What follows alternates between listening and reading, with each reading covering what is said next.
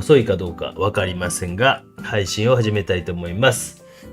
55秒に5秒の20秒ぐらいあれがあるね、タイムラグが。録画放送でございます。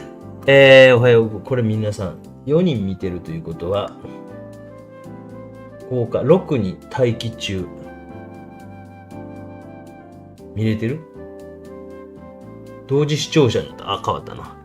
おはようございます。小木曽です。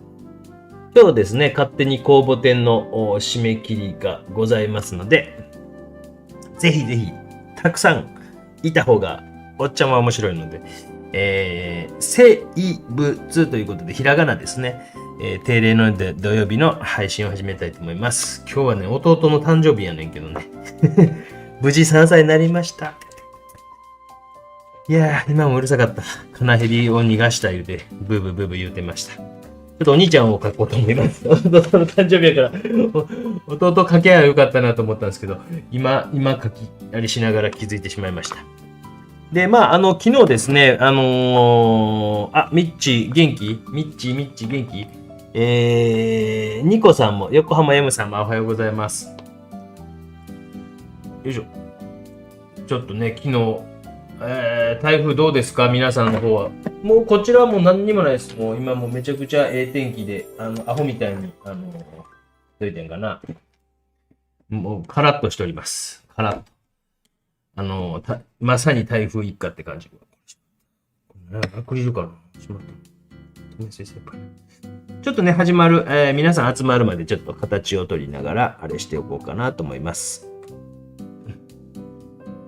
ちょっとざらついてるか大丈夫か。ちょっとね、やっぱ庭がもうえらい汚くなって、葉っぱやらなんやら散ってたので、掃除をしていまして、ちょっと遅くなりましたが、言っても9時何分やから許してくれるかな、皆さんね。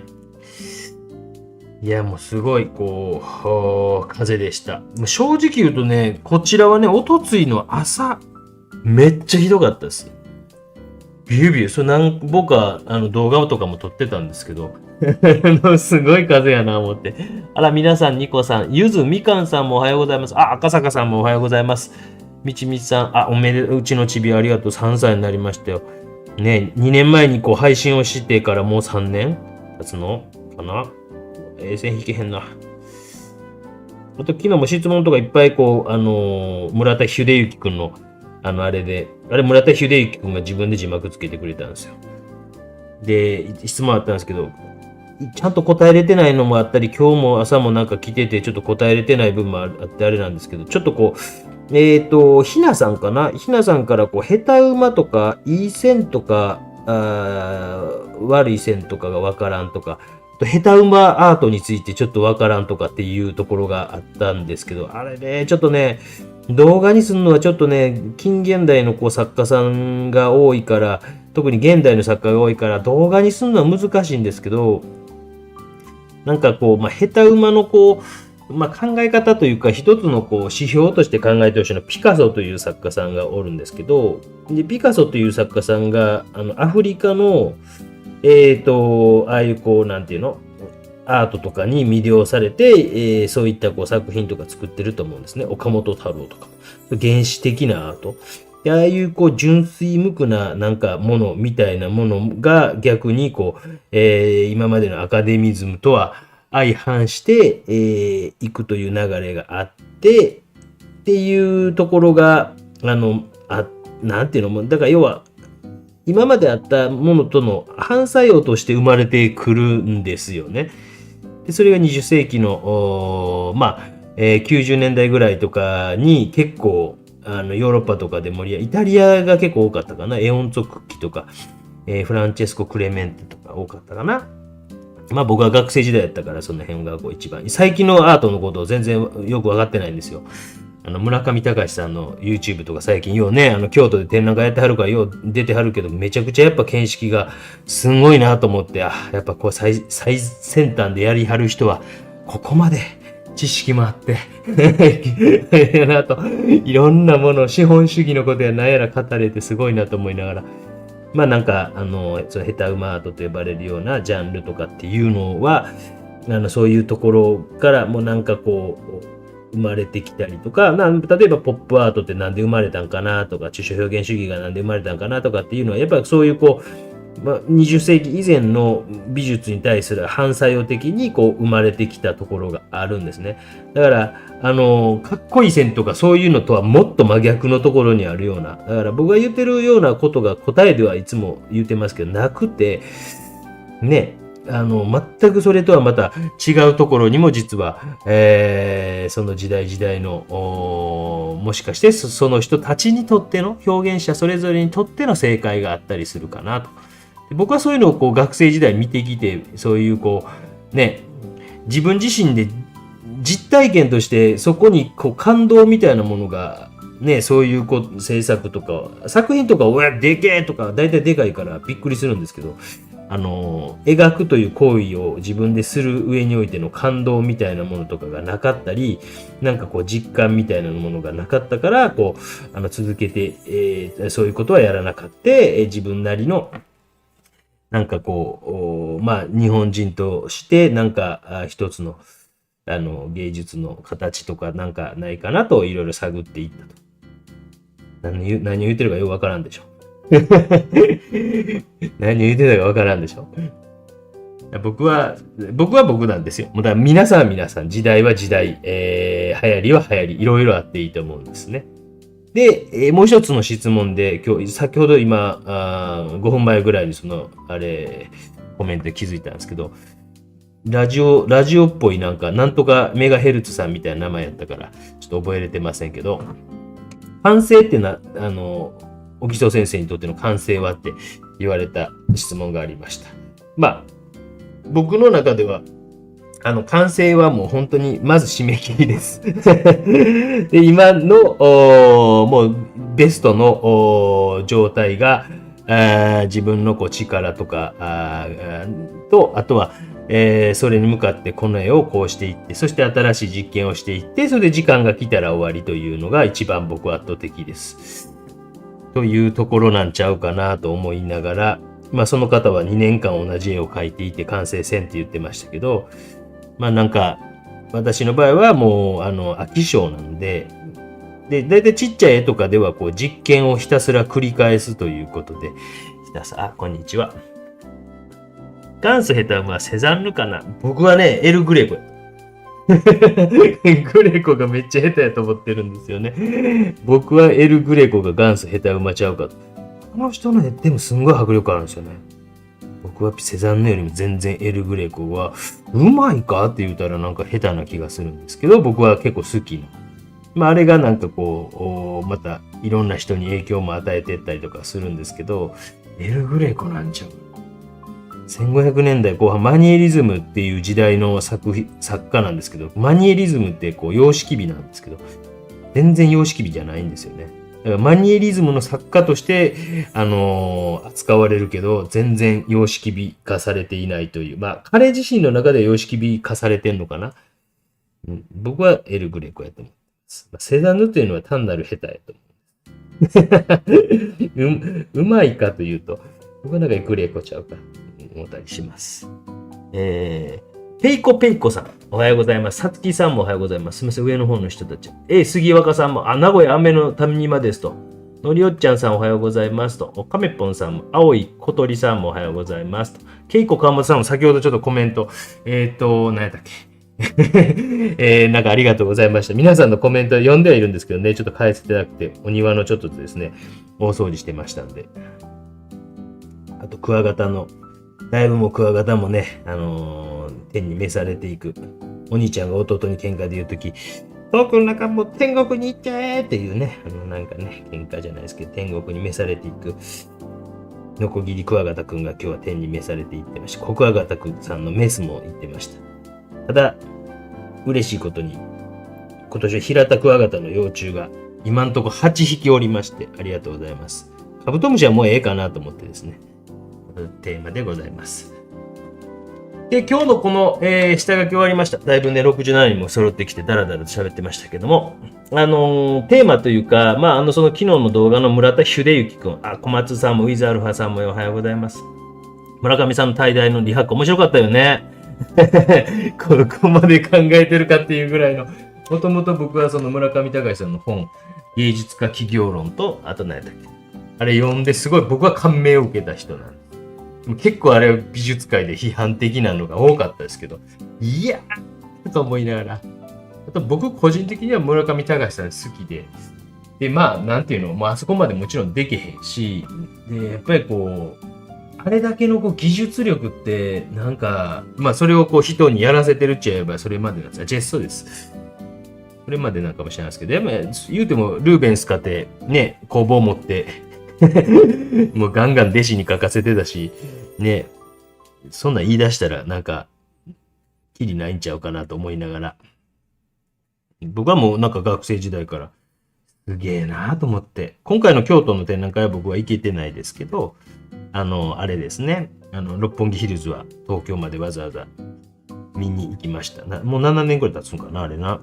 もう日本ではやりたくないっておっしゃってましたね。なんかわからんでもない。いや、面白かったですね。まあ、好き嫌いとかっていうのは、やっぱりなんかね、本物見て、やっぱり皆さんなんか僕は批評するべきかなと。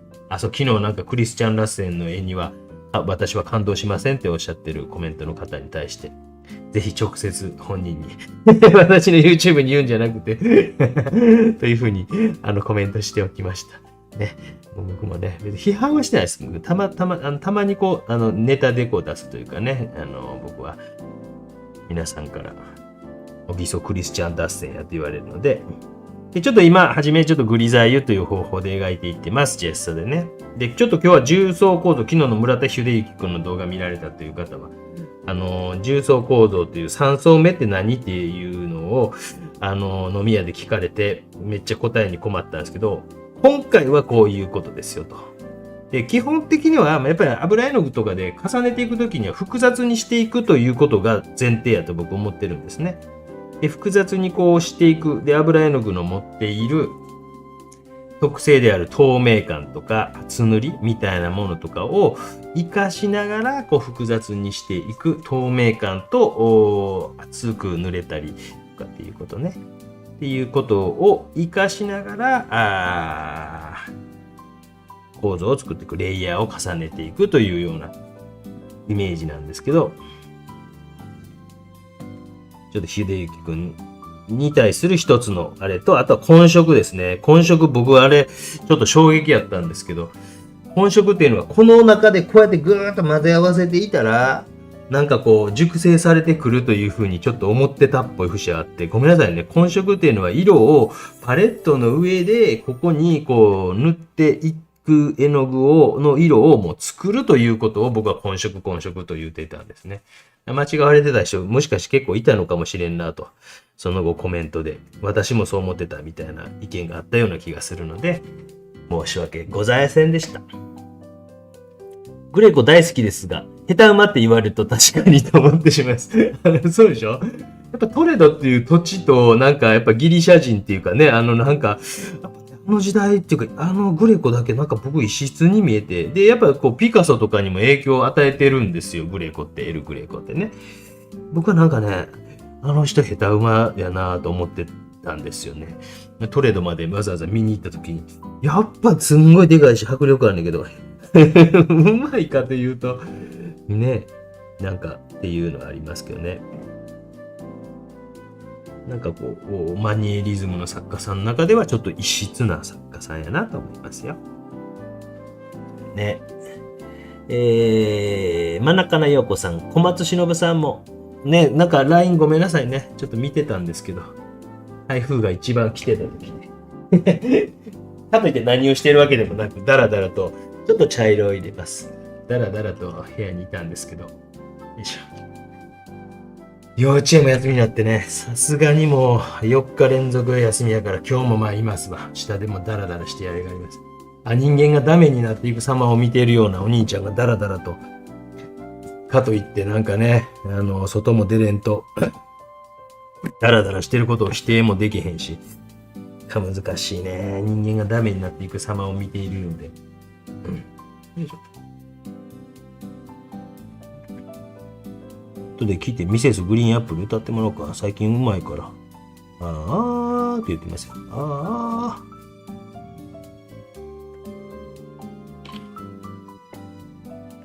で、今日は板に書いております。これ板に白味じゃない、ジェッソ。白黒のジェッソというのを塗っているんですね。これはもう練習用です。これ展覧会とかに出すようなものじゃないです。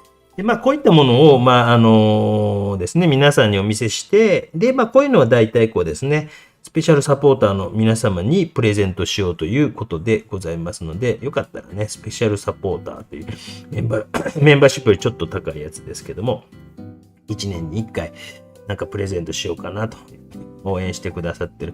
あれで GoPro も変えたりしますのでね。GoPro の映像、僕の中ではおもろかったんやけど。私の中ではね。村上隆さんは私も好きで本持ってますと。芸大日本が出てるのにすごい叩かれてるな。いやー、まあね。大学の教授は既得権益とか言うてるしね。わからんでもないなと思いながら僕は同調してしまう部分があったり。やっぱりね、あれだけ世界と戦ってはる人やからね。同調できる部分も若干私なんかはあったりもなかったりもするけども。既得権益で言うともっと大きい美術界の既得権益ってありますけどね。おっと言いかけた。やべえぜ。よいしょ。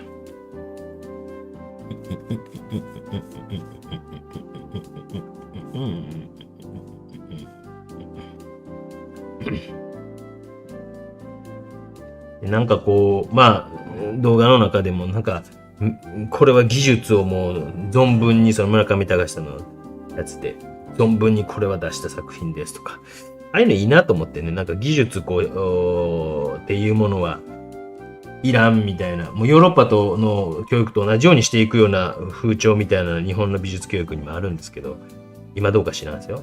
私の学生時代ね。やっぱ、あんなんできひんしね、シルクスクリーンであんなこう、微妙な色みたいなのをジューッと置いていくみたいな。あんなんできへん。やたら首長いってね、顔もなんかすごい変やしね、トレードね。トレードのグレコね。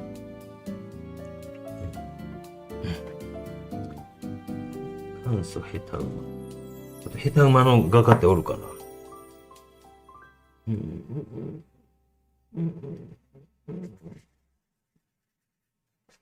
で、これ一層目ね。一層目ということで、書いていってます。で、やっぱりこう、アクリルの場合っていうのも、ある程度透明感みたいなのとか、不透明感、半透明感みたいなのは出せるんですけど、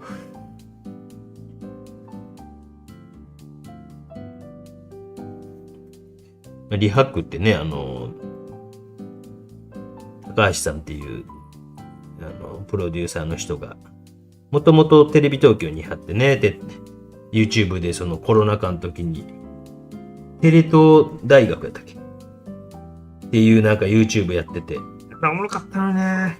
全部にテレ東が消してしもたんですけど、あれ結構おもろい政治家の人とかの、おもろかったから残しといて無理やけどね。でも今もね、なんか面白いですよね。またね、自民党総裁選とかもね。この人はだからね、その政治、もともとバラエティに貼った人で、なんですけど、面白いですよね。よいしょ。で、ちょっと構え湯みたいな感じなんですね。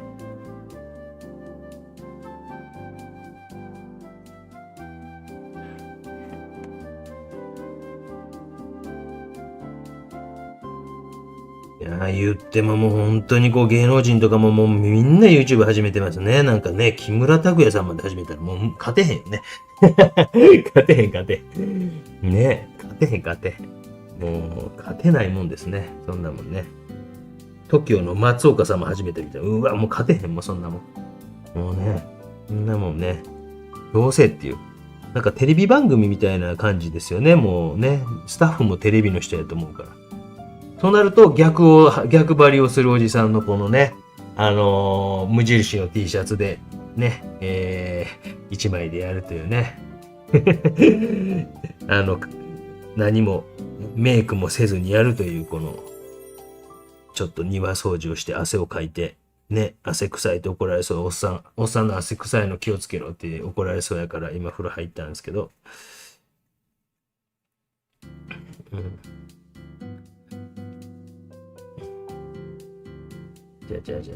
ちょっとこうね、絵の具のこう、しっかりタッチを残しながら。音声大丈夫ですか？そういえば言うの忘れた。これノイズフィルターかけてみたんですよ。イグラシオチャンネルさんじゃなくて何だっけ。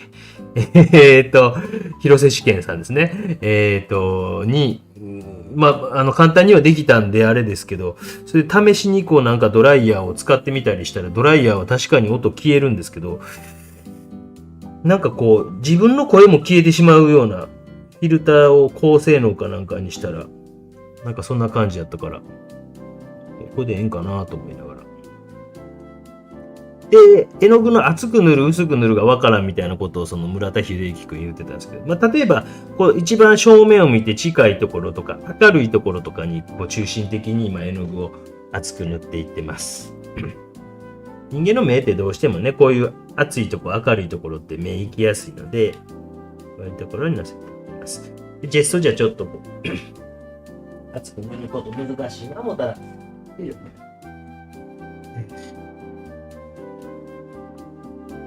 映ってる？ギル映ってるな。杉明さん、リハックの村上隆さん、皆様にもおすすめね。京都の展覧会、行きたくなります。6歳でもわかる物理学入門もうめちゃくちゃ面白かった。何それ？リハックの中でそれ、そうなった？リハック面白いね。僕はテレ東なんとか大学からもう多分3年近く前からもうずっと見てますよ、多分。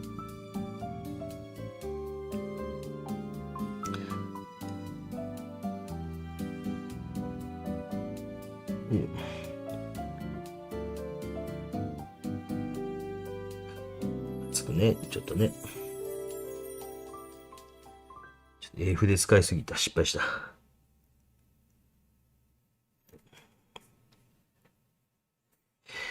あれですよね。だから、布施さんっていう東京芸大の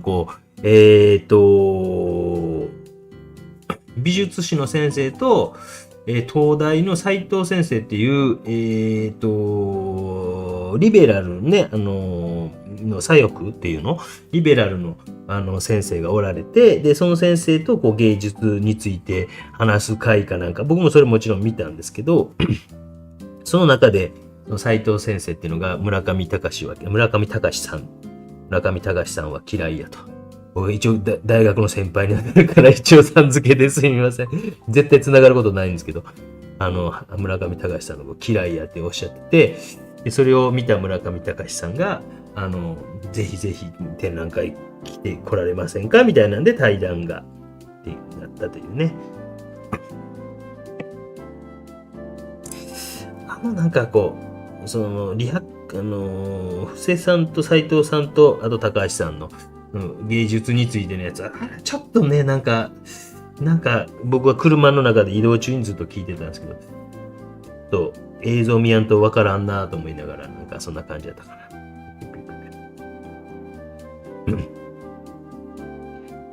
ちょっと長い放送になるかもしれません。お許しください。1日でだいたいね、油絵、今アクリルですけども、最終的に油絵で描いていこうと思ってますので、だらだらとお付き合いください。ちょっと台風でね、なんか不安な時間を過ごされている方もいるかもしれませんけど、今はもうね、なんか何もできへんかもしれないのでね、こういうのだらだらと付き合い質問あったらしてください。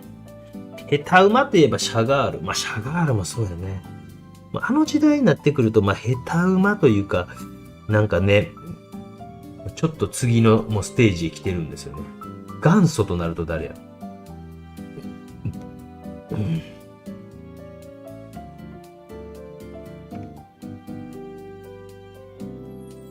いしょ。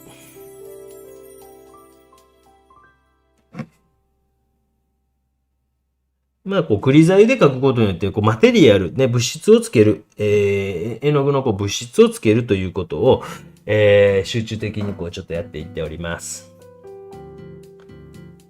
そう、布施先生のお話より村上隆さんの、僕も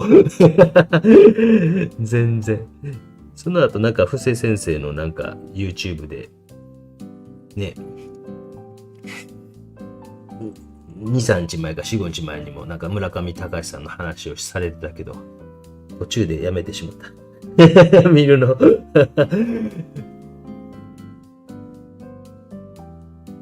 僕が講義受けてたら、僕らの時おられたんやろうな。わからんけど、記憶ないもんな。あんな、もうまさにこうね、あの感じやったら、学校でも目立つやろうけど、僕が学生時代もおったのかな。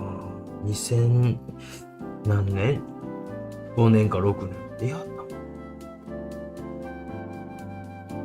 だんだん結構熱く塗ってってます。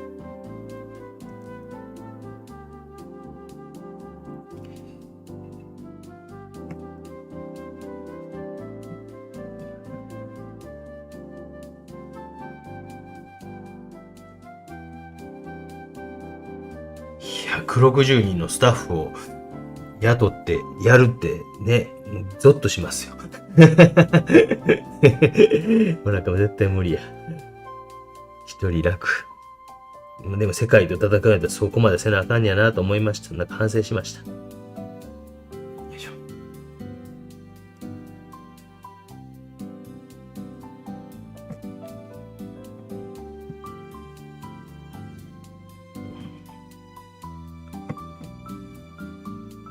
特にこう暑いところっていうのが暑く、明るいところっていうのが暑くなっていってます。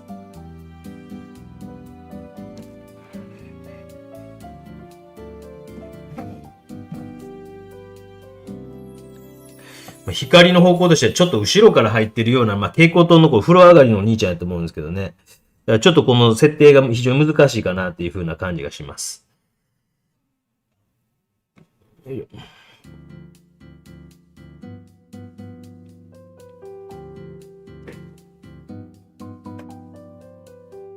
一人が楽。そうそう。久うさぎさん、松本さん。歌うまは天野義高。天野義高めちゃくちゃうまいじゃないですか。どう見てもうまいじゃないですか。天野義高はうますぎるぐらいうまいんじゃない？僕からすると。ファイナルファンタジーの人でしょ？うん、そこで止まってるっていう。もう見ても、松本さんあれ下手な。僕からするとめちゃくちゃうまいと思うよ。ガリうまやと思うんですけど。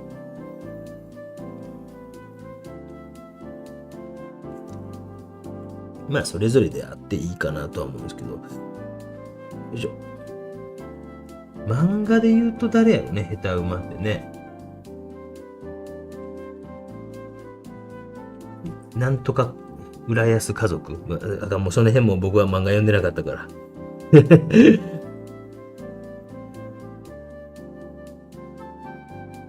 水木しげるとかめっちゃうまいよね。改めて見てもやっぱめっちゃうまいよね。水木しげる先生。すみませんでした。すぐね、なんかこう、呼び捨てにしてしまう。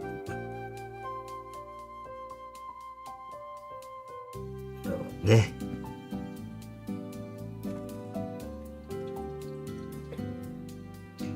水の音した。エアコンからの。大丈夫。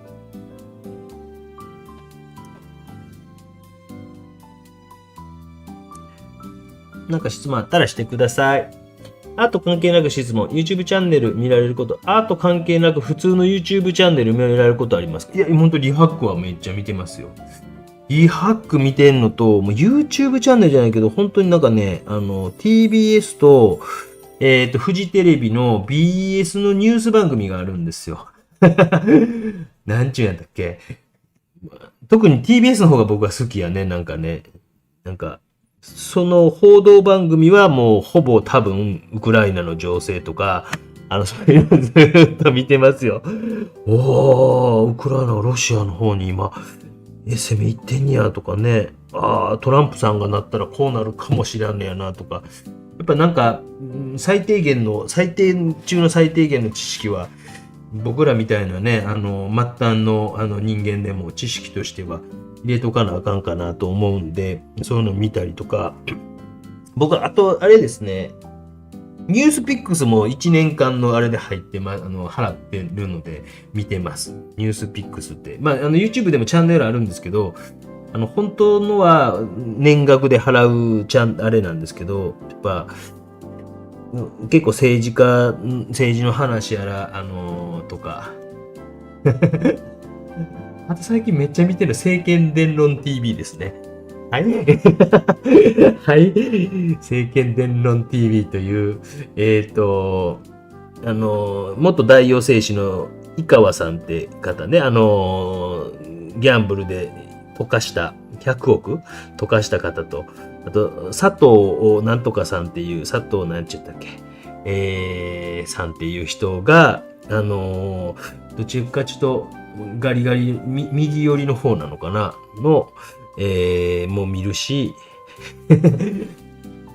左寄りの方も見るっちゃ見るけどなっていう政治部でも本当に僕はもう完全中道ですからね。何度も言ってます。子育てと教育だけしか興味がないので、もう税金高くなってもブーブーは言うけど、それ以上は何とも思ってないという。政権伝論 TV で幻冬舎っていう、ごめんなさいね、もうどんどん視聴者離れてきそうやな。幻冬舎っていう、出版社の、あれ、なんていうの編集長じゃなくトップの、健丈さんって方が出てる回が最近ちょこちょこあって、これはおもろい。健丈さんっていうのが、結構政治家の方まで、政治家のなんかちょっとご意見番的な感じになってはって、安倍さんとかね、なんか、そういう人の、で、そういう裏話を聞けて面白い。ほんまかっていうぐらい、喋ってはりますよ。政権伝論 TV。口が悪すぎるので、皆さん初め見たときゾッとするかもしれませんけどね、注意してくださいね。でもなんか、ああいうメディアもあって面白いのかなと思いながら見ています。世辞のあればっかで申し訳ないです。漫画で絵だけの話だと、進撃の巨人、確かに、初めの時、進撃の巨人、下手馬って感じしましたよね。グリザイユに適しているものって、人物の花やと思う。もう圧倒的に僕、人物以外はやってないです。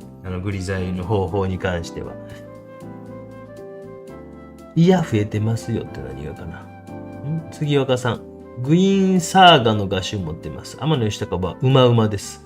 昔村上隆さんの映像の仕事に応援で行ったことがあるんですが、秋葉原の駅前で、地べたに座ってパソコンいじってる姿をとても覚えてる。すげえな。まあこれ大昔よ。僕が東京芸大の学生時代の話なんやけど、今からだから1998年とか9年。その時から、そういう風に攻防戦やってたんですよ。今から何年前。で、僕の大学の友人、その同級生、東京芸大の同級生が、そこに手伝いに行ってたみたいですよ。めっちゃきついとか言ってた。それ以上言わんけど、それ以上いろいろ聞いたけど言わんけど、はい、めっちゃきついって言ってました。まあだからそこはなんかね、あれだけの仕事をして、あれだけの戦いをしてはる人やから、もうそれはな、そこら覚悟で皆さんね。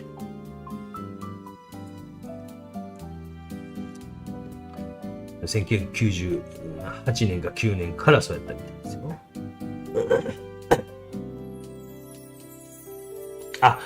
先生の頃は東大の養老孟先生の研究室にいらしたかもしれない。そうか。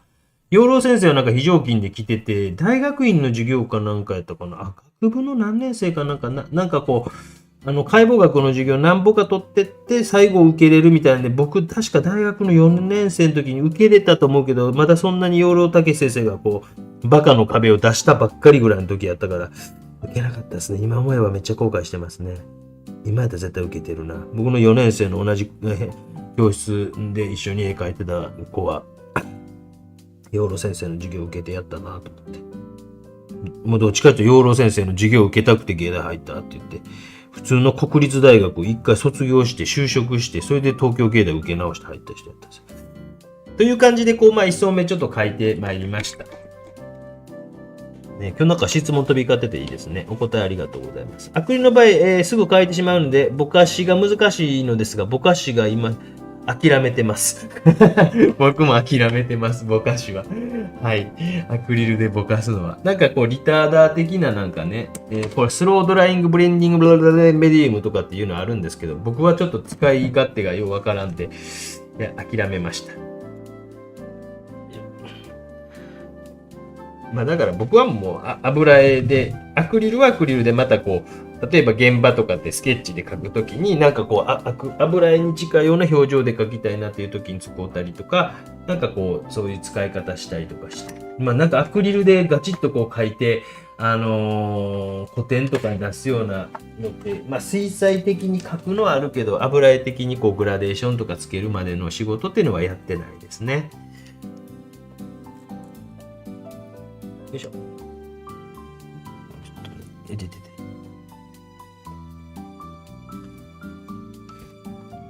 兄ちゃんのお目目はこうなんで。今日は弟の誕生日でございます。3歳になりました。うるさい子が。面白いですよ、弟。もうほんまに虫取る、ハンティングに対する集中力えげつないんですよ。ちょっとね、もう本当に一日やれって言ったらやれそうなぐらいの雰囲気。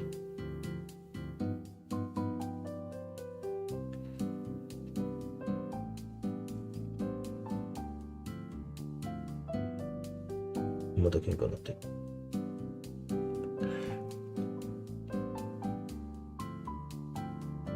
よいしょ。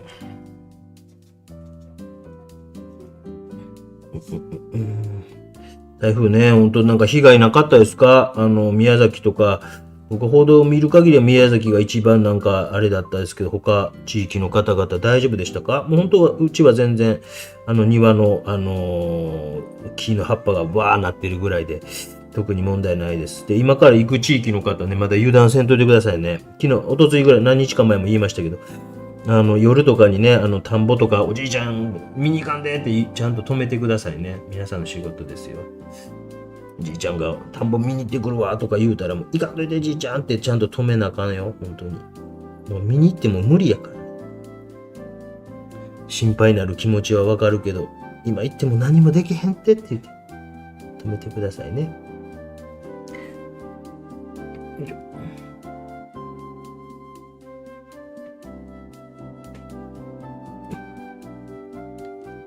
よいしょ。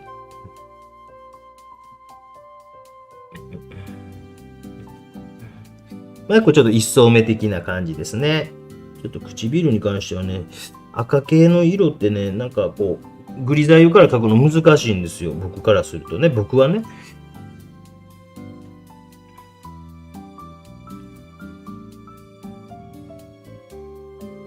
よいしょ。よいしょ。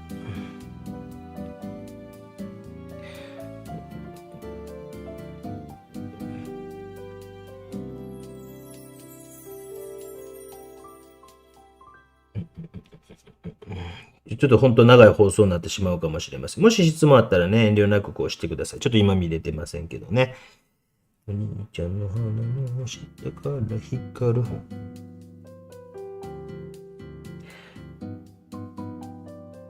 あとなんかリクエストあったかな？あったかな？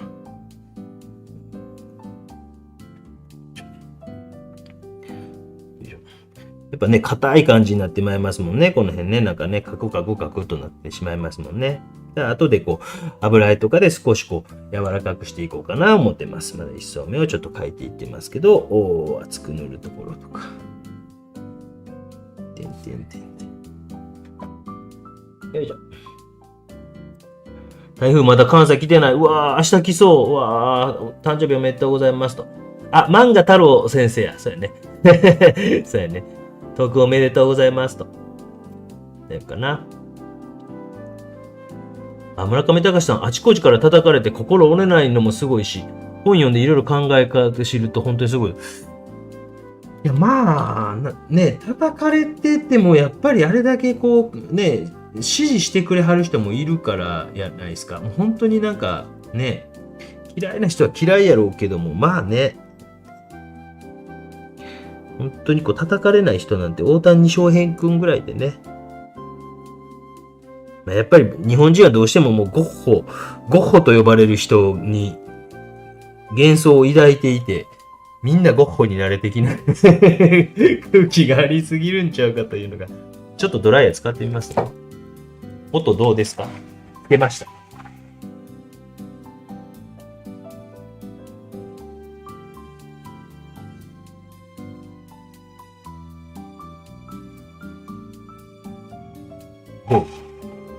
こえます。声聞こえます。声。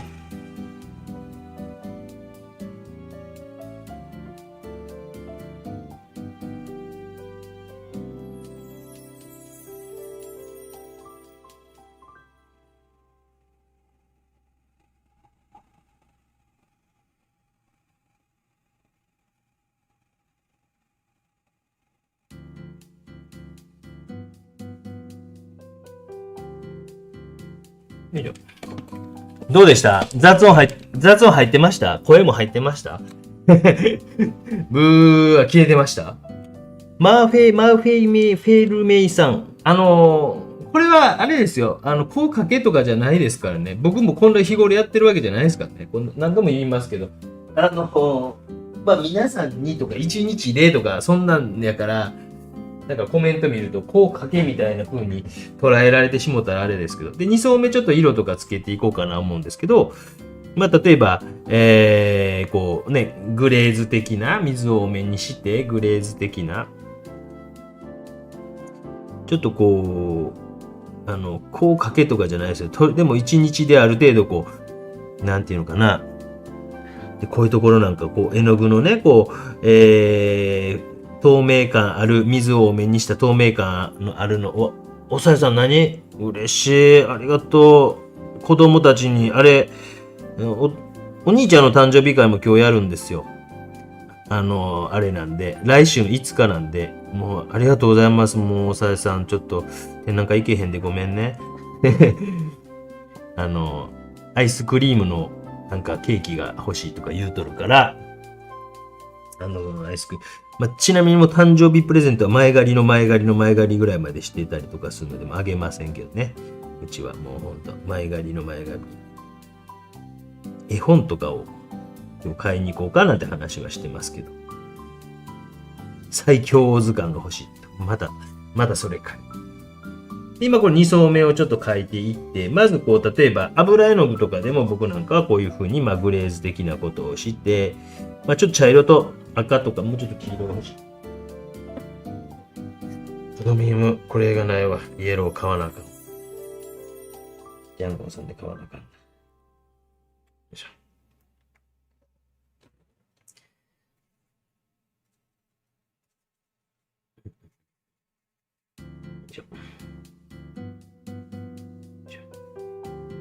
ジャンゴンさんね。で、例えばこういう風に油絵の場合でも、グレーズ的なことをして、で、不透明の、ごめんなさいね、もうこの辺とかはもう多めに見てね、今日ね。そういうことじゃないのでね。そ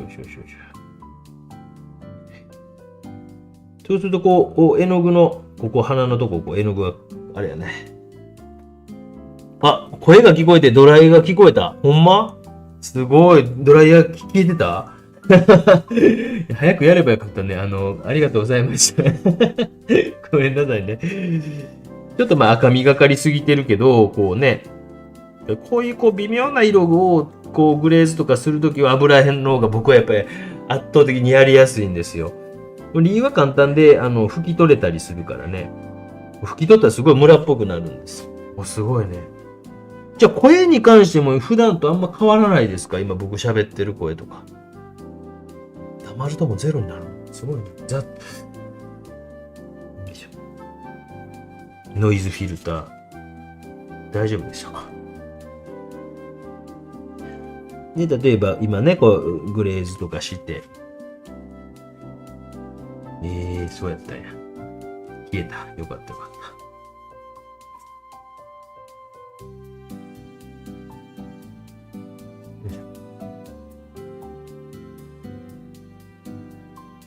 で、なんか下の、要はグレートーンの、僕の場合やったらこれね、色みたいなのがちょいちょい見えてきて、うわー、ありがとうございます。太郎、うおいしょさんありがとうございます。なんて読めばいいの？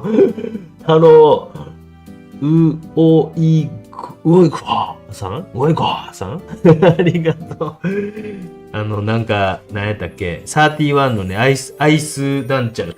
3000円ぐらいです。ちょうどいい感じですよ。3000円か3500円か。去年もそれやったんですけど。とうくんはちゃん、君たちになんかみんな誕生日プレゼントくれてるで。よかったね。お兄ちゃんのなんかちっちゃい頃の動画ってないんですけど、調べたら僕 YouTube に残ってるなと思って。再編集してなんか今度、メンバーの人とか見せてあげようかな。よいしょ。ちょっと青ですね。ありがとう。本当にもう、めちゃくちゃ嬉しいですよ。なんかね、おもちゃも買わないです。いいです。おもちゃもいいです。よいしょ。怖いですよね、これね。で、例えばこうね、グレーズ的なことをして、こういうふうにこう、例えばグレーズ的なことをして、で、またこう、不透明の絵の具で、少しこう描いていったりとかして、よかったね、トークンはっちゃん。よかったね。同じ日やったらよかったんやけどね、5日違いなんですよ。5日 ?31 日と。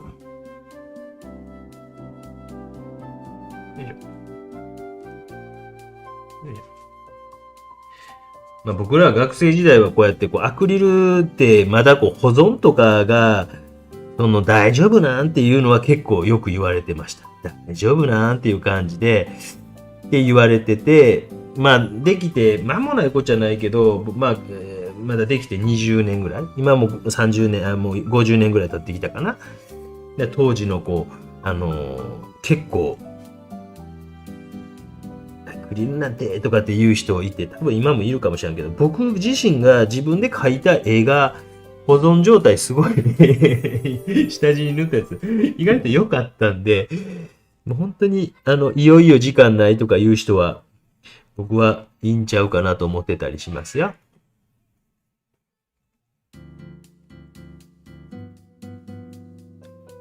よいしょ。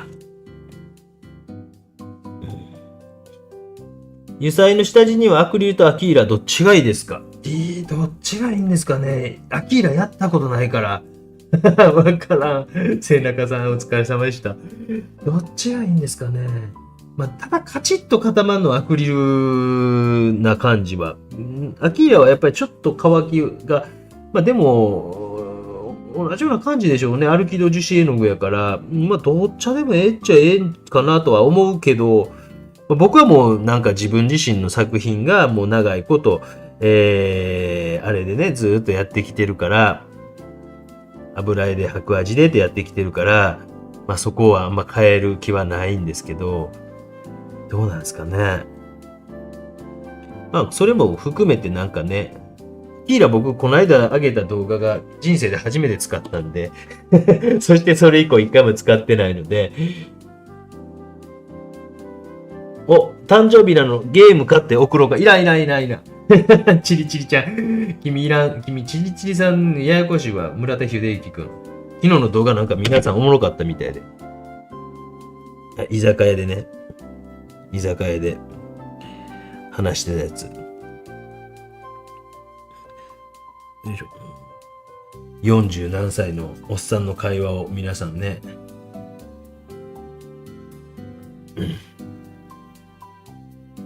よいしょ。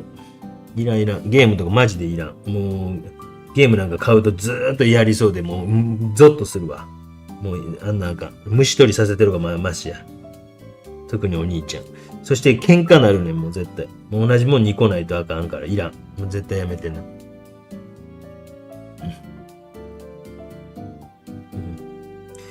で、まあ、こう、例えば不透明で書いていって、2層目書いていくやんか。君のためやっとんねんで。君のためやっとんねんで。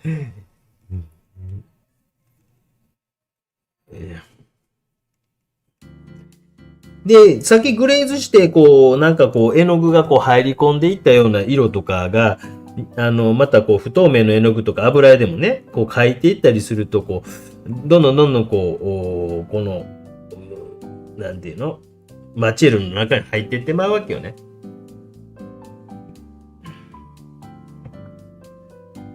何時間始めたっけ？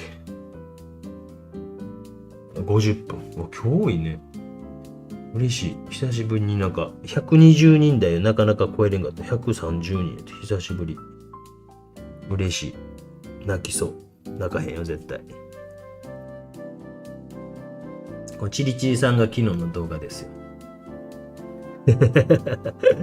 いやでも、混色って、ここでよく混ぜやってこと。でもアクリルに関しては、やっぱ混ぜるの乾きも早いから、難しいです。やっぱり。もう油絵とはもう比較にならないです。油絵のがやっぱり楽は楽。それでもやっぱ混ぜるよ。油絵のがもうほんと、微妙な色。あとは乾くと、色変わるんですよね。アクリルって。で、僕まだそれ慣れないです、正直。で油絵に関しては、乾いても、ここに絵の具置いた色と、変わりがないっていうか、そんな感じあります。よいしょ。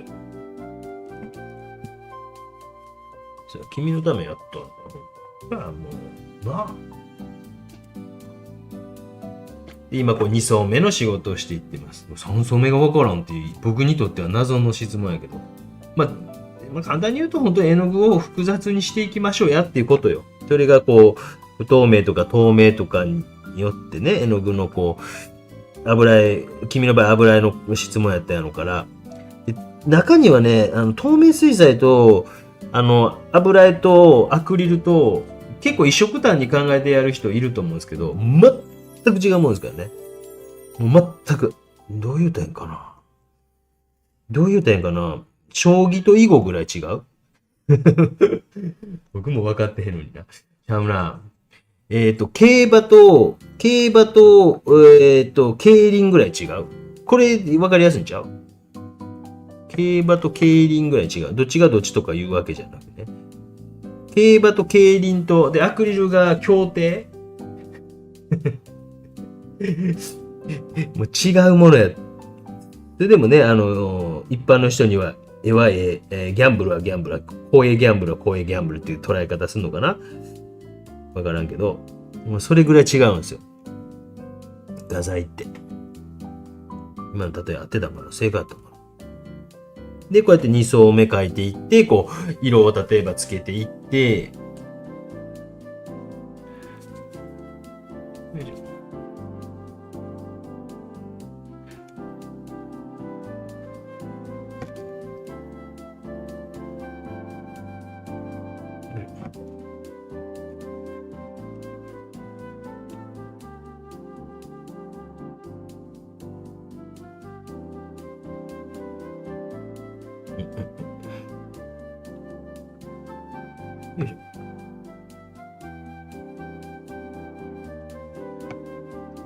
よいしょ。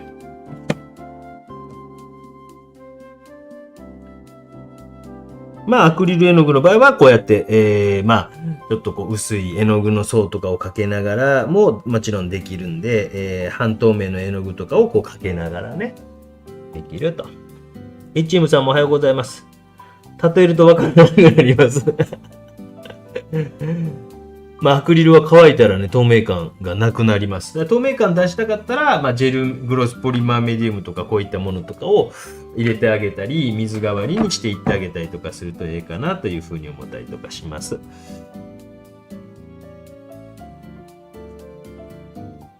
これでもある程度なんていうか、下の絵の具みたいなのが、グレートーンみたいなのがうっすら透けて見えてきたりとかもしてるし、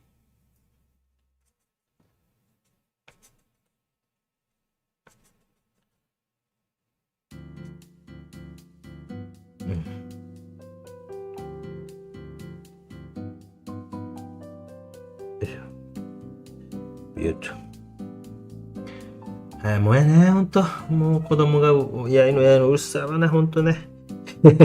やいのうるさいね。で、髪の毛とかもね、ちょっと髪の毛のり化計画じゃないけども、ちょっとね、ちょっと光当たってるところとかに、あれしてみたりとか。こんな感じで、ちょっとすみません、もう先へ進んだ方が良さそうなんで、ちょっと次へ行こうかなと思いますけども。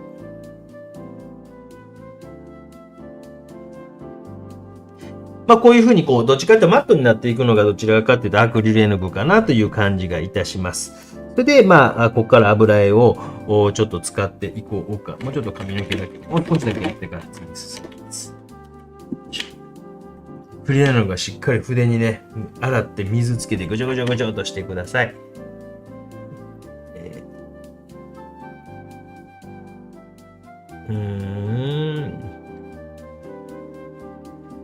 流れ姿勢質と似たような絵を描いてくださいと注文したら、サイズ同じ。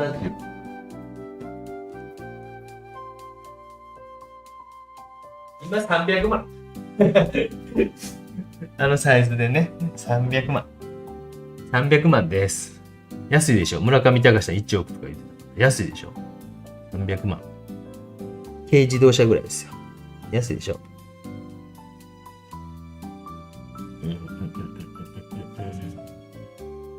まあ、完全ヌードってあんま書いてないんですよね。あれとかもう何枚かぐらいで、あんま好きじゃなくなってきたんですよね、完全ヌード。なんか、まあ、あれはもう本当若いね、頃のあれやから、あれかもしれないけど、ちょっとこう、微妙なぐらいが好きになってきたというかね。よいしょ。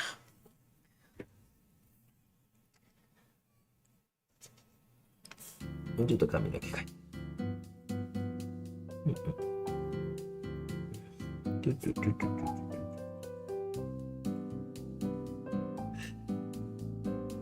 でもあのぐらいの作品書けって言われたら150号とかやから、今やったらね、なんか注文というよりかどっか画廊では発表はしたいよね。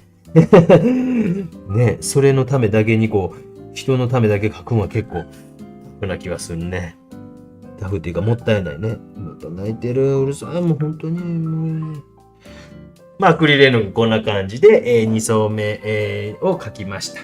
ちょっとドライヤーで乾かしてから油絵の方に移行しようかなと思います。すいません。ちょっと今日長い放送になっております。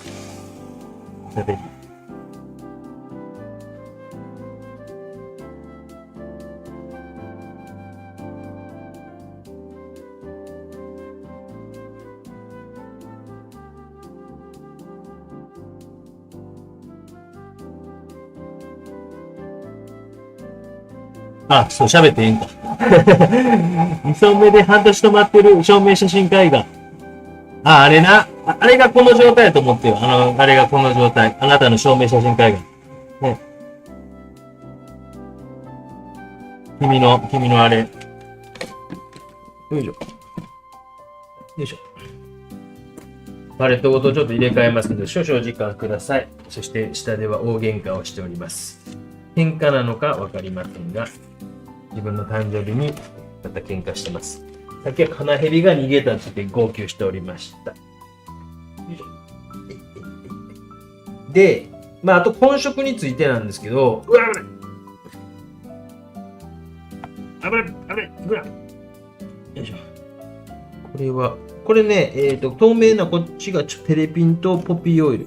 こっちはポピーオイルだけ。こっちはね。ちょっとこれ映らんと思います。申し訳ない。微妙やね。ギリギリ映ってるか映ってへんかぐらいね。よいしょ。どうしようかな。こちゃまや。またいけるか。すんごい。もう号泣しまくってる。で、僕ね、本色に関しては、だいたいこの辺の色でいけるんじゃないかなと思っているんですよ。まあ、それもまた動画にしてもいいと思うんですけど、要は色相関ってあるじゃないですか。こうよくね、こう、赤があって、青があって、黄色があって、その緑とか、だーっと24色ぐらいのこう、色相関とかっていうのとかあると思うんですけど、で、それが作れたらいいわけですよ。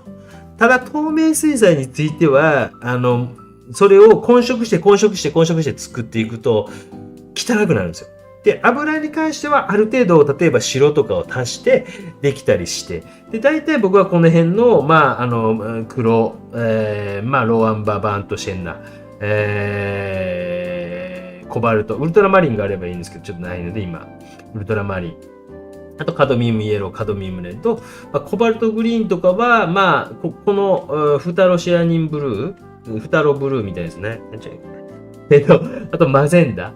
これで白を混ぜたらピンク。で、大体この色相関ってできるのかなって、緑がちょっとないんですけど、緑はこれとこれを入れたら、できると。っていうことで、もう大体僕の場合はね、これぐらいでいけるんちゃうかなという説を唱えています。そしてじゃあその色をここでやっぱ混ぜていくパレットでね。で僕はここのパレットのここのところはいつも完成油だけで少しこう濡らして滑るような状態にしておきます。僕の場合ね、もう皆さんは皆さんで勝手にやればいいんですよ。この辺ね、こうスケートリンクの上のようにしておくと。よいしょ。で、これ多分吸収結構強いと思いますけど、で、例えば、グレーズの段階は茶色とか使うこともあるんですけど、例えばこういうふうに、これだったらもう完全に茶人じゃないですか。あかん。茶人や。茶人や。で、ここで紫を使うこともあるけど、こう茶人。もう茶人化計画。あかん。もう塗ってしもったからね。今これ完成油だけね。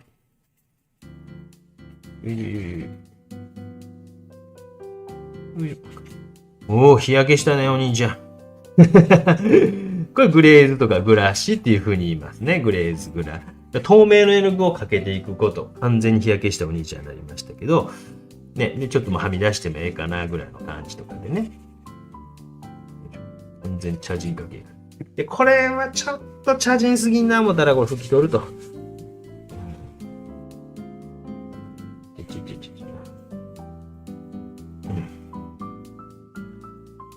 で下の絵の具が完全に乾いてて、完成油だけやったらこういうことができると。もうちょっとこう、例えばイエローかぐらいの色の方がええかな思ったら少しこうやって黄色を入れてみたりとか、ね。で今これどっちかというと透明色に近い色をかけていってる作業ですわね。目までいっちゃおうか。髪の毛とかも、弟のがなんか茶髪に近いけど、ウルトラマン欲しいな。例えば、ちょっとじゃあ磨かってる方がええかな思ったらこうやって。で、これが2層、3層目のグレーズ的な感じで、やっていって、透明層をかけていくことね。そうすると、指とかですり込むと、この初めに作ったマチエルのところに絵の具が入っていってんの分かる分かるとか言いながら。分かるかな、もうちょっとアップにしましょうかね。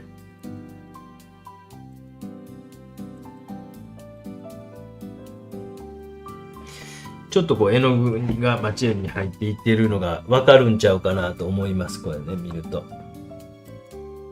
少しこう。で、こういうの指ですり込んだりで、ちょっと赤っぽすぎるな思ったらまた拭き取ったりとか。要は、2層目でまたマチエルがこう、なんか平滑に、君の絵なんかそうやって、まさにそうやったんやけど、マチエルとか、こういう透明感みたいなのがなくなっていってたんで、こう今透明感みたいなものを、今、ちょっとこれ、どれごめんなさいね。画像、テキストのどちらこっちかな。テキストこっちかな。これか。こう、ちょっとこう、マチエルの中にこう入っていって、また複雑になってったりとか、いやということで、少し例えば白を今入れて、ちょっとこう赤みがかったものとかで、こう、ね、こう、ちょっと白っぽいのをこうかけてみたりとかすると、こうスカンブリングって言うて、ね、白っぽいのかかっていって、それをまた指ですり込んだりして、で、今やったらこう透明の絵の具と半透明、不透明の絵の具みたいなのがあったりするじゃないですか。っていうのがこう複雑にこう入り混じってくるわけよ。でそれが3層目、4層目、5層目とこうやっていくとどんどんそういうのが複雑になってって。で、ちょっとこう映ってないかもしれないけど、コバルトグリーンみたいなね、こう色とかを意外と僕使うよってこう飲み屋で言うたかもしれんけど、ちなみに村田秀之君は飲んでないですからね、あれ。彼は、あれか。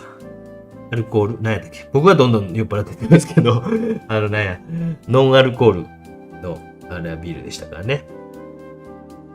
少しこう半透明の絵の具とか乗せて、また不透明の絵の具が、透明の絵の具がある部分があったりとか、半透明あったり、こう複雑にしていくわけ。で、どっちかと描いていくとこって、絵の具、こういうハイライトとかの中のまたハイライトとかを描いていくわけよ。難しいな。本当はっていうかこういう写実的な絵の伝統的な方法ね。こうやってビーッとしてさ。いやだ。で、油絵の場合っていうのはこうね、ちょっとこうはみ出したりとかもしてええので、で僕はもう完成油だけで描いてて、あとはまあテレピンとかも使いますけども、で、こう半透明。まあ透明の絵の具がもうなくなってきたらそれはそれでいいんよ。でもベタ塗りの不透明じゃなくしといてほしいわけ。ごめんなさいね。初めての方もぜひ皆さん遠慮なくコメントくださいね。嬉しいもんよ、ほっちゃんね。さっき登録者がね、一気に1ヶ月で1500人近く増えてるので、嬉しいもんよ。よいしょ。半透明の色をかけて、ちょっとこう落ち着かせていったと。ね、ええ感じでしょ。質問で、そういえば男性ヌードの絵ってデッサンではあっても絵画で見たことない男性ヌードの絵ってデッサンではあっても絵画で見たことないんでしょうか。あるよ。あるんちゃう男性。確かに下をポロンとしてるようなやつはあんま見かけんかもしらんけど、別に西洋の絵画、僕多分なんか、ルーベンスとかでドラーっとこうやった絵をなんか最近なんかで動画で作ったような記憶あるけど。なんか、ある全然ありますよ。日本人が描いてる絵とかは少ないかもしれないね。描きたいけどね、ドローンと。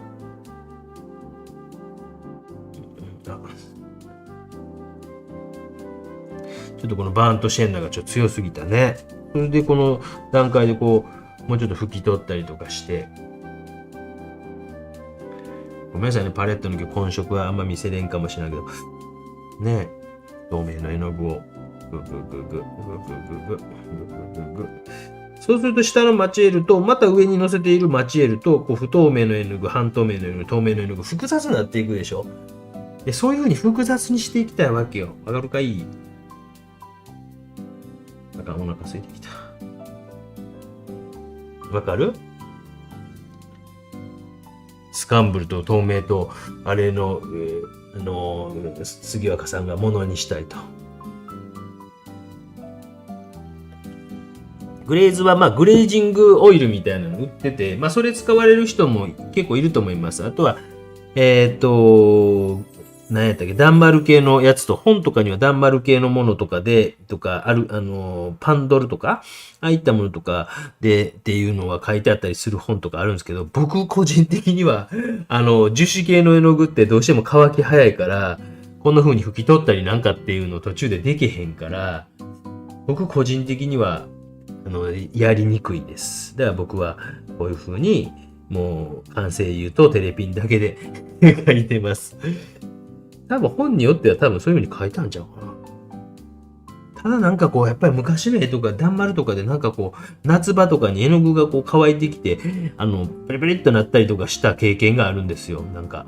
だからもうそういうのが結構あって、以降は、あんまりやらんよ。ダンマルとか、樹脂系。アルキドの方がどっちかちょっとええかなと思うけど、天然のダンマル樹脂とかっていうのはもうほぼ使わなくなってきてるかなと。ほぼっていうかもう、テンペラのこう、あれを作ろうと思ったんですけど、ダンマル樹脂がなかったから作れなかったんですよ。テンペラの動画を。かといって、そのためだけに買うのも嫌やから。よいしょ。ちょっと目なんかも、なんかこう少しこう、今の段階ではこう柔らかくしといてあげたりとかして、ね、だいぶこう、アクリルとは違う雰囲気でしょ？わかります？牧野国夫さん、そうね、書いてたね。牧野国夫さ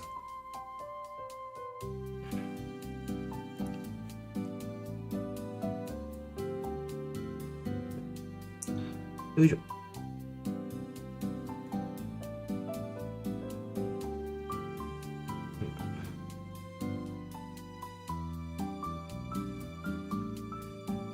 ちなみに、牧野、言っていいかな？どこまでいけるかな？牧野国夫さんの多分、こう個人のコレクターで一番持ってはる人が、おって、で、その人は結構写実系の絵とか集めてはって、で、もう若い頃のいろんな先生たちの絵とか持ってらっしゃるんですけど、で、その先生が東京芸大の僕の卒生見て、欲しいって言うてきたんですよ。でしょ。わざわざ芸大まで来て。ただ、申し訳ないっす。って言って、あれも芸大の買い上げやったから、無理っすね。って言って。で、他に大きい作品とか持ってくださってるんですよ。100号とか、130号とか。あんなん出さへんやろな。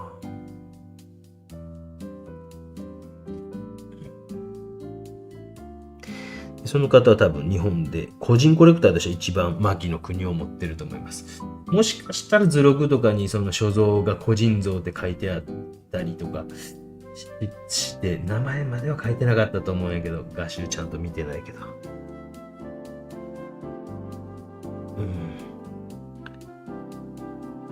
いしょ。どれぐらいいきますかね。100人を超えたいんでね。なんかね、ぜひぜひ皆さん勝手に公募展初めて出されるという方もね、なんとか100目指しておりますので、皆さん送ってきてくださいね。本当に遠慮とかされずに、もう生物やからなんかあるでしょ。昔のとかも含めてあるでしょ。なんかね。ちょっと引きにします。なんか含めてあるでしょ。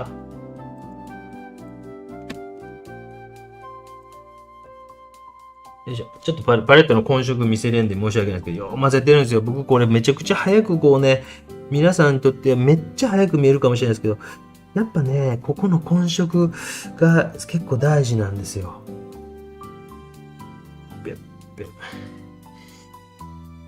で、ここでもある程度、で透明の絵の具とか不透明の絵の具、半透明の絵の具とかっていうのがうまいことこう入り混じりながら、ね。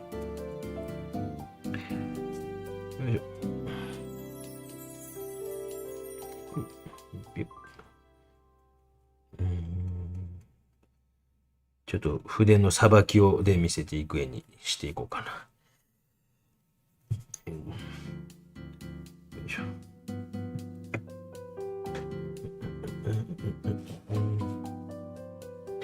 なんまるそう採用会しやすいみたいで、ベタベタしているのはそういうことなんだと思いました。ジョン・シンガー・サージェントも確かありましたっけ？男性のね。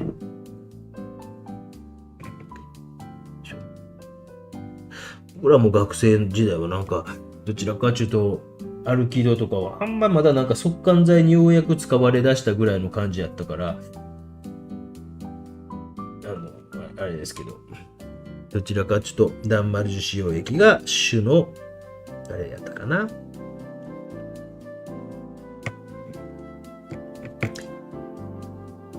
強すぎんね。この辺難しいよね。こう、さばき系の絵で見せよう思ったらね。とかね、赤いね、実になってるかなとかね。おい、秀之くんどう？肌の色分かった？もうほんま受講料払ってもらわなあかん。焼酎な。ほんま焼酎おごって。よいしょ。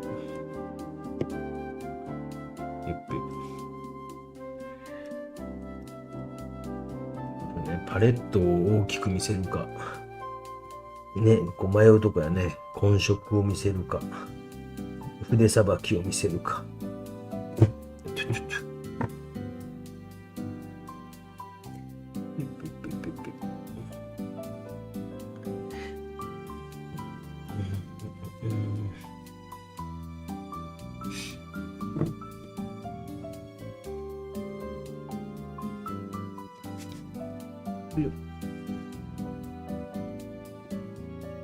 もしなんか今日の公募展とかも質問があったら遠慮なくしてくださいね。筆さばき惚れ惚れします。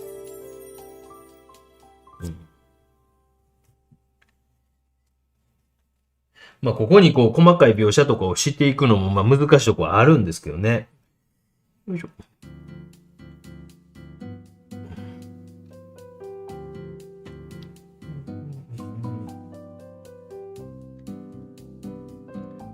テレビか。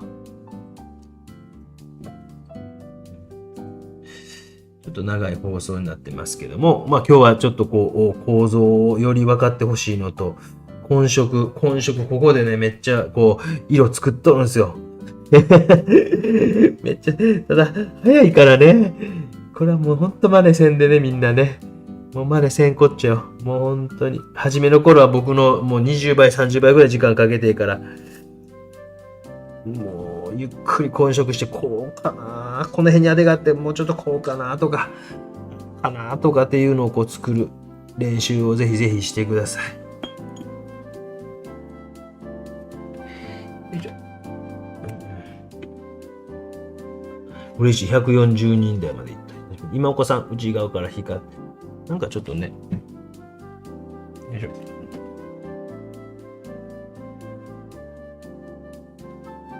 死んでるか。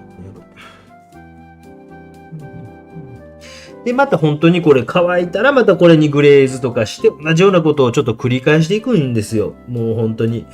でももっともっとこう細かいこうタッチにしていくタイプの絵もあれば、ね、僕なんかはどっちかというとそういう細かいタッチにこうしていくような感じで、もっともっとこう密度を上げていくということをしていくんですよ。ね。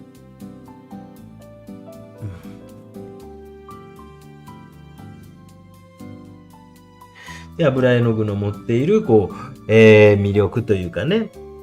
でまあこんなもんね。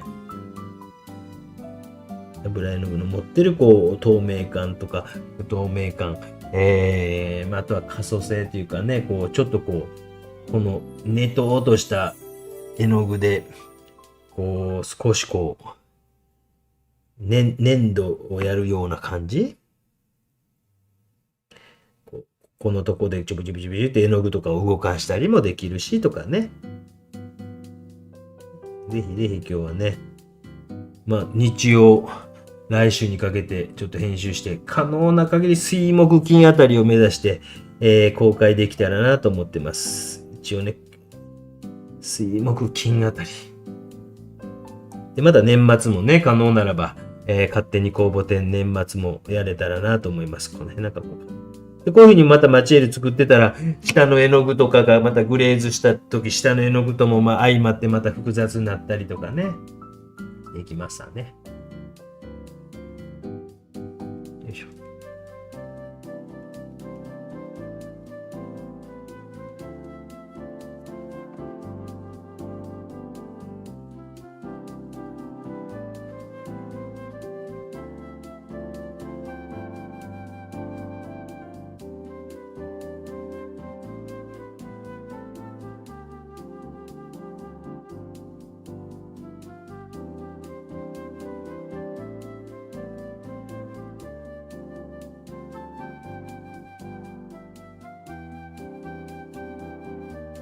無口になってまいりましたので、ぼちぼち終わろうかなとは思いますけど、皆さん、なんか質問があるようだったらば、急いで頑張って、怖がらずしてください。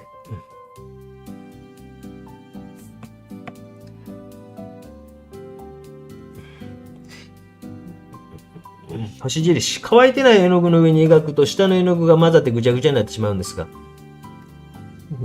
優しく優しくね、優しく、例えば、こう、生の白に近いのやったら生の白に近いので、この辺やな思って、こう、優しく置いていって、ね、ここのとこ、この辺かなとか、ここか、風呂上がりの髪の毛やなとか。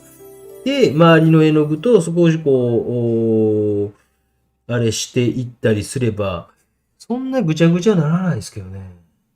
皆さんガッといくんですか？もう力ずくでガッといってしまうんですか？そんなならんと思うんやけどな。置いて、あとはちょっと周りの絵の具とほんの少しこう溶け合わす。ほんの少しね、混ぜ合わすというぐらいの気持ちで、なんかこう、皆さんあれかな。腕力がありすぎんのか、筆がガッサガサなのか。僕はだから、ナイロン系とかの筆が多かったりとか、あとは動物のこれ何の系かな。これすっごいいい筆なんですけど、あんまり言いたくないんやけど。めちゃくちゃ書きやすくて、ただめっちゃ高いですよ、これ。これ、めっちゃ良かったです。隠しとこう。隠しとこうとか言って。それでね、売り切れたら困るんですよね。特に瞑想系ね。一般のと違って勝手にこぶ天お祭りみたいで楽しみです。続きました。台風の後片付けして今、うちもそうやった。今、片付けしてた。なりました。天ぷら、卵天ぷらについて質問ですと、天ぷらの上からグレーズする際にちゃんと定着する部分とグレーズで、そう、溶け出したこと俺ないわ。完全に乾かすのに2日間開けてるもん、僕。2日は最低開けてた。けど、油が入ってる、どっちやったっけ、天ぷらグラスやったっけ、天ぷら、どっちやったっけ、油が入ってる方で僕はいつもやってました。断丸とスタンドオイルとっていうのが入ってる方の天ぷら絵の具で、ただ今僕はもう完全にこう、練り込み天ぷらっていうのをやっていて、もうそれはまず、そういうこう、あれすることはないです。溶け出すことないです。結構だ、腐るの早いからですね。練り込み天ぷらもぼちぼちまた新しく作らんとあかんなと思ってるんですけど。本当になんかこう、時間を、本とかではなんか1日して次の日乾きますとか書いてあるけど、ほんまけって思ってるよ。僕はほんまけとか思ってたりしますけどね。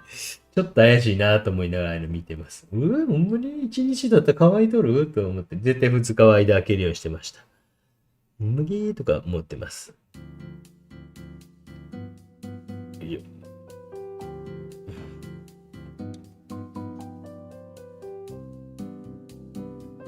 下の絵の具滑っていくってやっぱ豚毛とか筆先硬いんちゃうかなと思ってしまうのぐらいなんですよね。僕が考えられる原因って。わからないですけどね。だからこうやってこう、なんかこう、混色してぴょんと置いていったらそんなになることないんやけどな。なんやろね。もっとこう皆さんも身近で、もう間近でこう書いてるとこ見やな。わからんかな。このなりにだいぶ動画でかなりそういうのを頑張ってやってきたつもりなんやけどね。今現実としては僕、おじさんがこう書いとると書けてるもんね。夏休みで見とるちびっ子とかいたら質問して。もうなんかいつものメンツが多いよ。一般のと違って勝手に工房展はお祭りみたいで楽しみですと A チームさん、キャンバスにグレーズすると布目のへこんだところに絵の具が残って汚れた感じになってしまいます。キャンバスの目が見えないぐらいの下地作りが必要です。その目的やったら必要じゃないですか。もしこうもう本当になんかゴムベラみたいなんとかでもうしごくようになんか下地剤を塗っていく、もうそういう風にこうなんかHM さんがこう書いていきたいなと思うやったらば、先日ちょっとホキ美術館に行ったらなんかこうこれキャンバスやけどこうそういうのがこういう風にもしかして塗ってんちゃうかなとか、キャンバス目全然見えてへんなとかっていうのを村田秀之君に解説してあげたんやけどね。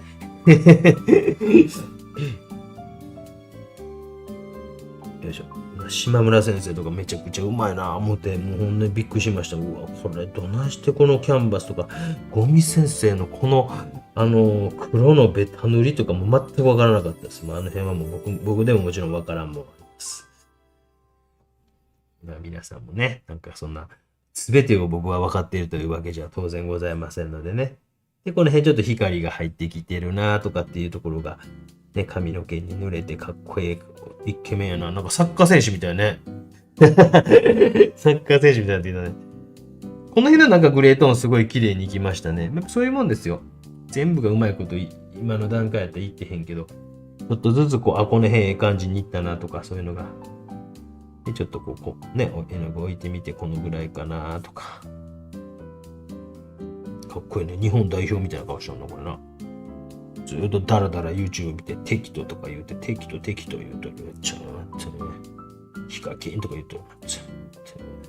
ヒカキンさんやね。そのゲーム実況の適当さんが悪いわけじゃないですよ。お父ちゃんよりも全然今興味彼ありますからね。こちらにね。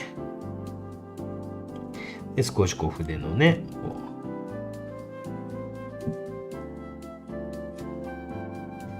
という感じで、ちょっと背景とかも全然書いてないですが、今日は許してください。ちょっと絵の具の構造とかを理解してもらうというのを重点的にやりまして、もうちょっとこうグリーン系のなんかね、染料系の絵の具ってやっぱりね、ビヤッとこう染まんのよ、ほら。映ってる？ビヤッと。で、これで例えばこのコバルトグリーンに近いような色は作れるし、こう、なんちゅうのセルリアンブルーみたいな色も作れるでしょ。ピャッと。作ろう思ったら、なんかある程度このぐらいの色で作れんじゃないですかっていうこととか。ちびっこの目の下のクマが気になるね。この辺ちょっと直しとかんとあかんな。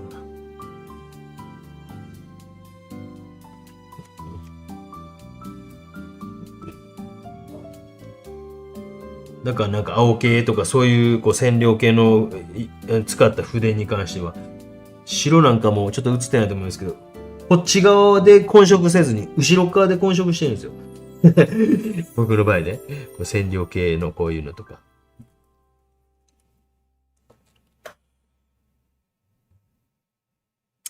先生の勝手に公募展出した作品を一般の公募展に出品しても大丈夫なんでしょうか？それね、多分ね、その公募展、ダメなんてわからんな。僕のはもう勝手にやってるだけからね、あれなんやけど。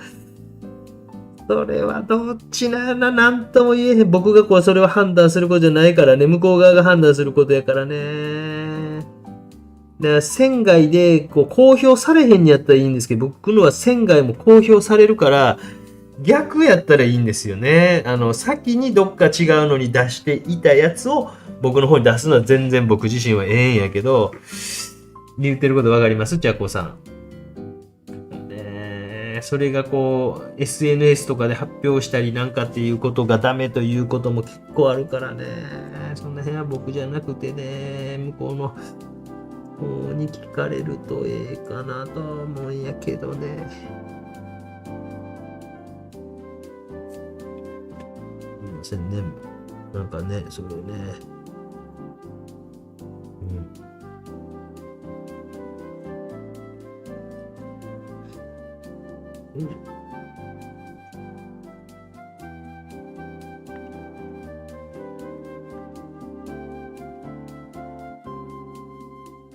ゴムベラ。100均のゴムベラはやめた方がいいんちゃうかな。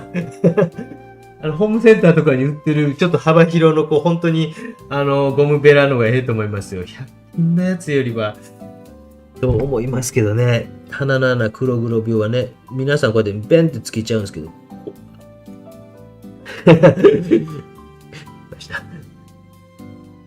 遊ぶんじゃなかった。真剣にやればよかった。これから。こっち側にこうあって、こっち側にこうあって。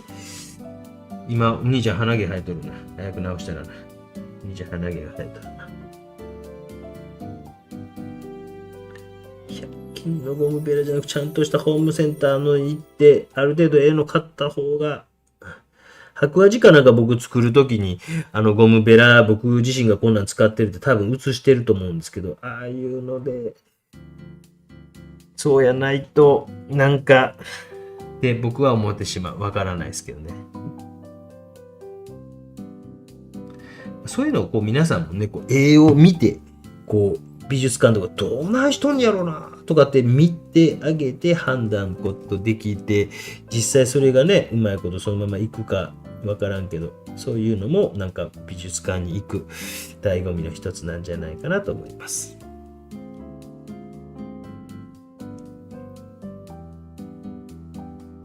ということで、来週5歳のお兄ちゃん。来週5日に5歳になります。困ったもんです。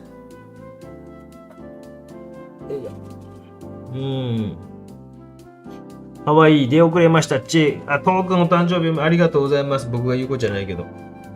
ね、もう本当にお兄ちゃん。今日はトークンの誕生日でございますが、お兄ちゃんの誕生日、ちょっとお兄ちゃんの写真を少しあれやな。ちょっと待ってね。もしなんか質問あったら遠慮なくしてください。遠慮なく質問してください。もうね、5歳にもなりますさなぁと思いますけどね。よいしょ。ちょっとで終わろうと思います。絵の具のなんかこう僕自身もこういい物質感ができて、こういうこう物質感にまたこれからグレーズとかしたら本当になんかこう深みのあるいい色とかになるんですよ。また深みもあるし、その下のこう、絵の具、油で描いたマチエールとかにこう入っていく、こう、マチエールとかに入っていったりもするし、ね、しますのでね。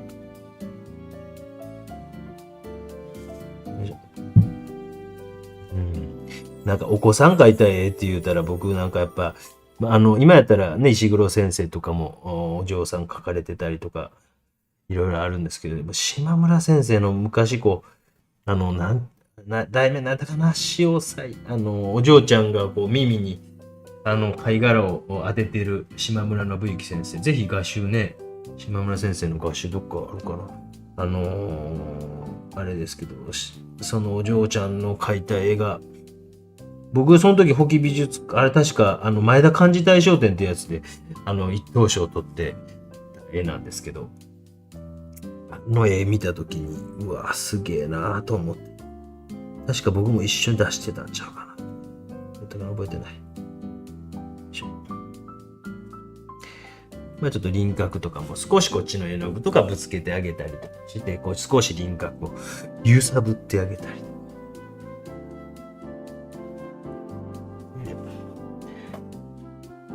ぼちぼち終わろうと思いますので、質問があればしてください。よいしょ。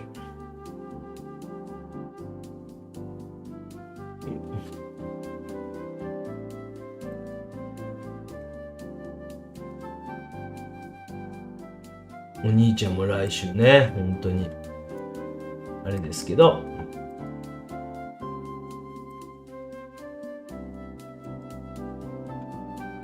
その他のオプション、名前の変更を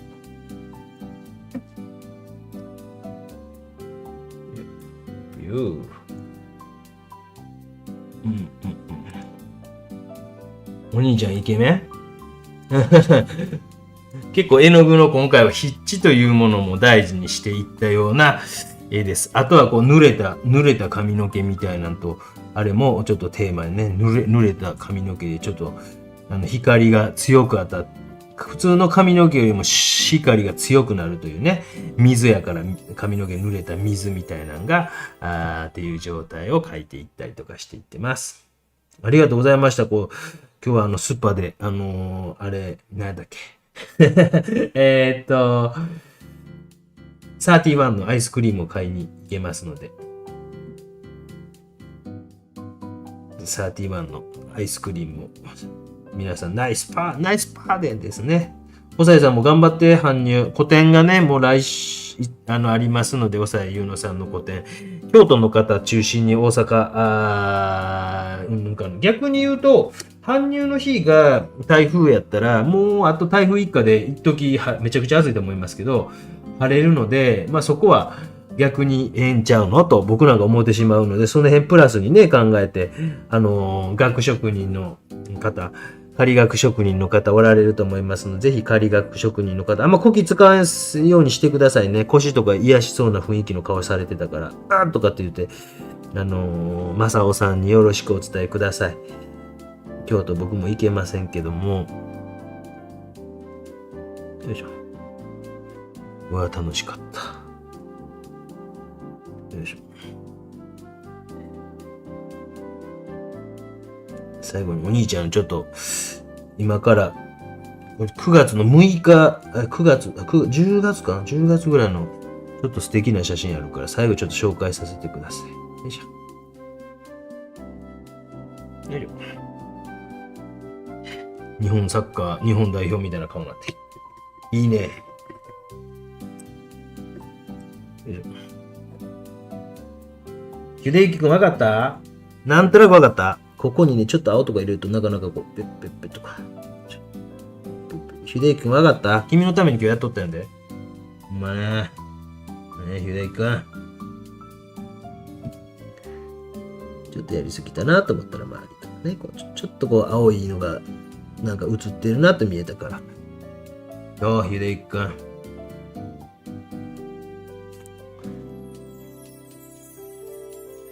まあなんかこう、筆致も活かしつつも、少しこビビッドな色とかも少し周りと馴染ませていったという作品でございました。すみません。ご視聴ありがとうございました。ちょっと最後に少しだけ、ちょっとですね。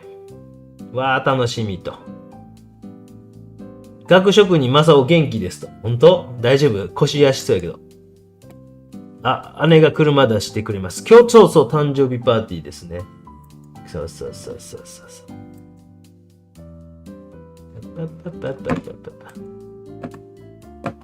どうも。すみません。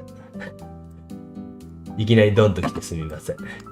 いやー、これ見て。いいでしょどないですか？いい写真でしょこれ島村先生なんです。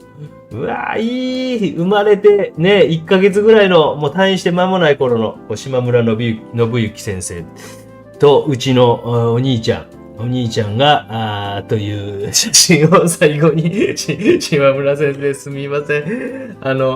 勝手に、ごめんなさい、島村先生。いい顔されてるのと、お兄ちゃんこない大きくなったでという比較のために、少し載せさせてもらいました。ごめんなさい。ね、もう本当大好きな先生なんですけど、ぜひね、皆さんもちろん知ってらっしゃる方も多いと思います。島村信之先生の作品とかもう大好きで。クワガタ鳥居、僕が今夢中になってるクワガタ鳥の、あれも島村先生が今から5年前に佐賀に来てくださって、で、その時台風やったんですよ。まさに今みたいな感じで。でもなんとか先生は来てくださってギャラリートークをしてくださったんですけど、その際ね、佐賀空港の横にある、佐賀空港の横にある余暇公園っていうところに連れて行って、そしたらもう先生もうね、甲殻類が好きで、カニ、なんていうの？片手が塩招きにめっちゃ感動してるんでめちゃくちゃ塩招きに感動しはって、うわーとかって言って取ろうとしてはって、でその後吉野ヶ里公園に行ったら、キサ君ここはクワガタいるよとかって言って、なんかお嬢さんが生まれてからそのクワガタ取り、子供の頃好きやったのがなんか一緒に取るようになって再燃したって言ってて、今の僕と全く同じような状況なんで、ちょっと今報告というかですね、島村先生に今報告をさせてもらうということでございました。ねえ。なんかね、島村先生とちびの写真、今5歳にこんなになってでかなりましたよというご報告でございました。本日も37分も経ってる。うわ、145人、嬉しいな。ご視聴ありがとうございました。お兄ちゃんを描いたという動画でございます。ちょっと全体もうちょっとだけやらして。ごめんね。皆さんもうちょっと背景までギャギャッとやってしまいますんで。真上から、真上。結構なんか今日油やってる割に光らんかったからちょっと嬉しいなと思って。油やるといつもなんかテッカテカに光るんであれなんですけどね、日本代表みたいな服にしてやろう。横浜マリノスみたいな服にしてやろう。お父ちゃんのキーホルダーなんかつけたくないと思ってああと思ってね、お父ちゃんキーホルダーつけたくない。いかがだったですか？端までやっぱ緊張感持って書くんですけど、こういうね、なんか作品に関しては逆にガガガガとこう書いてあげて、なんかね、意図的にこう、ガガガガとこう書いてあげるぐらいの方がかっこいい時もあるし、ちっちゃい作品やしね。よいしょ。大好きな島村信之先生、怒られそうやな。怒られそうやな。島村先生。いいか。最後までね。島村先生、ありがとうございました。うちのチビを、0歳児を見せるときに一番ええ写真やなと思ったんで、これがね、島村先生のもうめちゃくちゃ嬉しそうな顔と、うちまで来てくれたというね、なんか、だからもう5年も経つんやなと思いながら、ありがとうございました。本日もご視聴ありがとうございました。めちゃくちゃ楽しかったです。すいません、島村信之先生。多分優しい先生は怒らへんと思いますけど、勝手に、Facebook とか載せていいよって言ってくれたんでね、一応 SNS OK かなと思って、一応、今から5年前の日のお兄ちゃんがこないでかくなってクソわがままになりましたということでございました。本日もご視聴ありがとうございました。皆さん台風気をつけてくださいね。特に今から行く地域の方、もう一度言います。おじいちゃんが自分の田んぼ見に行こうと思ったらもう維持でも止めてください。特にこうね、夜とかはもう、おじいちゃん行かんといて、ちょっと足引っ張って、いくらとか言って止めてください。終わります。今日夜待ってますよ、皆さんね。夜、ぜひぜひ、最後、もう一度出しとこう。出しとこう。あれどこ行った違うな。画像テキスト、これだ。本日、最後すみません。こちらでございます。勝手に公募展、18時から23時59分まで待ってます。終わります。